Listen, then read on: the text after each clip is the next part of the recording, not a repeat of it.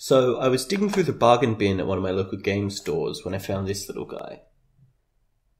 From the front and back cover, I still have no idea what the game is actually about. It just seems so indecipherable. Here, let's swap to the, yeah, there we go. So I get home and I start Googling this game like crazy. The only piece of English text on here says, you knock on a jumping door, so I guess I started with that. And oh boy, things got weird real quick. Hey, Taisho! Hey, Taisho!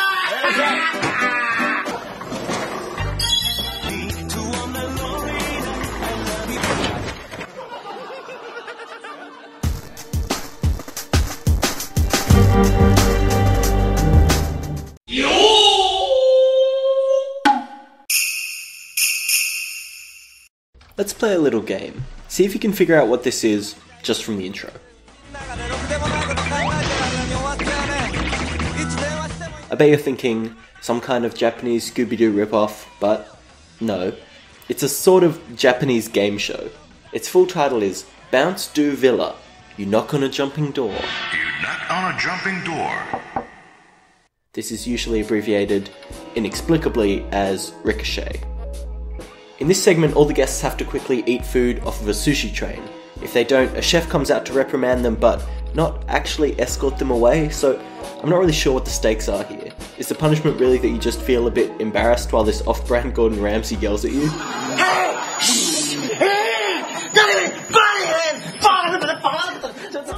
Watching these shows is a pretty strange experience when you can't speak the language, although presumably it's a strange experience either way because of how arbitrary everything is. One of the segments on the show, known as Shortening Railway Night of Spring, they're really killing it with these names, consists of 5 businessmen riding a train through space. They're each given an abbreviation and then they have to say what it's short for.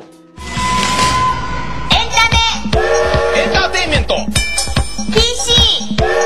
Personal computer! It's like if I asked you to tell me what Hodor meant without letting me watch the latest season of Game of Thrones. Spoiler alert, I suppose. And if the contestants fuck up twice, they're out. They're sprayed in the face with the gas of punishment. The DS game is basically a playable version of this segment. So, without knowing anything about Japanese or what any of these abbreviations mean, let's give it a shot.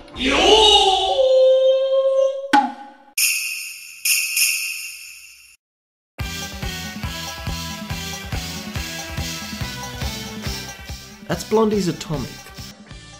I didn't realise before, but they use Atomic for the TV segment as well. How faithful, I guess? It does seem questionable at best that they got the rights to use this song for the game though. So, this menu is to choose if you want to use the mic or the stylus. You can also choose how many players you want to play with. I guess the idea is that people will play the game on one DS and pass it around between themselves. They give you so little time though. I can't imagine any friends will actually go to the effort of passing around a DS in such a restrictive time limit. It just seems so not fun. But since I have no friends, I'll just play solo. Now this guy looks the most like he knows his shit, so I'll play as him.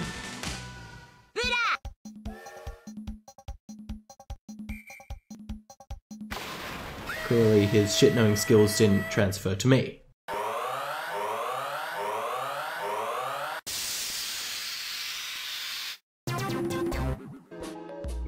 Does this all start to seem a bit weird to anybody else?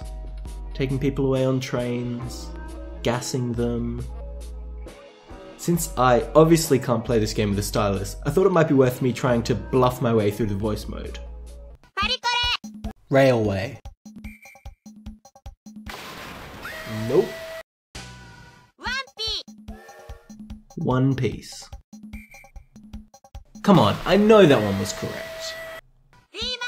John C. Didn't like that one either, huh? Sig Heil? Huh, well isn't that interesting? But seriously, I don't know why I thought I'd be able to play a word-based game knowing nothing about Japanese.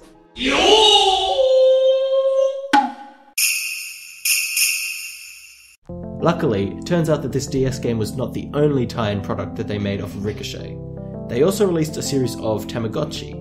You train recurring characters from the sketches, raising their music, physical, and comedy stats to evolve them. They start as babies and go to teens, adults, elderly, and then presumably die.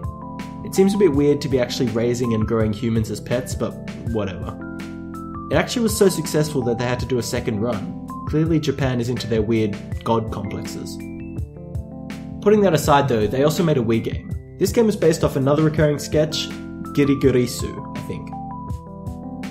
It has different comedians dress up as insects and take part in a set of random physical challenges. If they fuck up, they fight some spiders and then get bad breath blown on them. I'm not sure why this show is so obsessed with gassing people, but whatever. The game is pretty faithful to this segment. You play a bunch of mini-games, which I assume are based on ones that appeared on TV. I'm itching to dive in, but before I do, I think I need to learn a bit about Japanese. This time, I'm going to be prepared.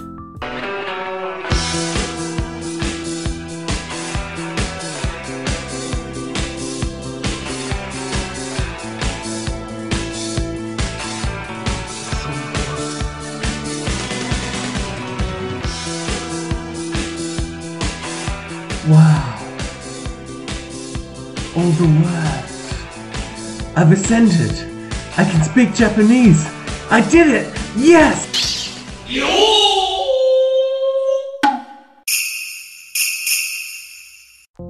Now that my Japanese knowledge has peaked, it's time to dive in. Each of the games is slightly different, but in each one you get 2 tries before you're given the bad breath gas. It seems so nightmarish in the game though. Look, in the show it's all light and fun, the music's happy, they're fighting, but it's in a fun kind of way.